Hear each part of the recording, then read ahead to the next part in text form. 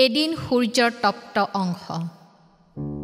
এদিন সূৰ্যৰ তপ্ত অংশ উফৰি হেনো পৃথিৱীৰ সৃষ্টি হৈছিল, আৰু এদিন এই পৃথিৱীৰ বুকুতেই লক্ষ লক্ষ তৰু তৃণ উপচি পৰিছিল, আৰু আন এটি শিখৰত এই সুন্দৰৰ বুকুতেই মানুহৰ হৈছিল বসতি।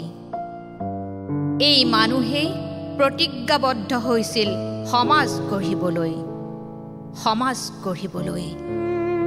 শেষত সমাজ গঠিত হৈছিল, আৰু সেই সমাজেই আমাৰ আজিৰ বৰ্তমান সমাজৰ আদি কথা।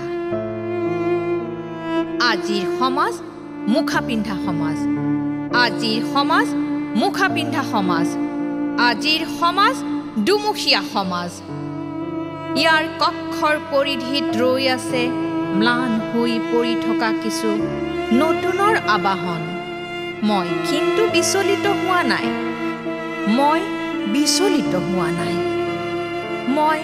ৰৈ আছো আলিৰ দাঁতিত এডৰা কাইটীয়া বনফুলৰ দৰে। নিতৌ দেখিছো সমাজৰ একোজন নৱসত্ব। নিতৌ দেখিছো সমাজ বোলা শব্দটোৰ ফাকে ফাকে উঠি অহা শত সহস্ৰ ঘটনা।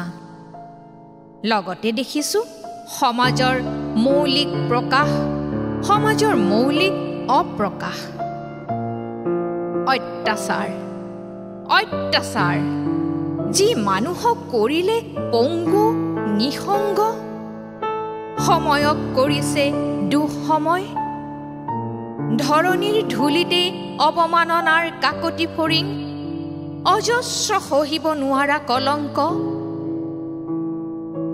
এই শুভ অশুভৰ অহোৰাত্ৰি সময়ৰ বলিষ্ঠ সোঁত।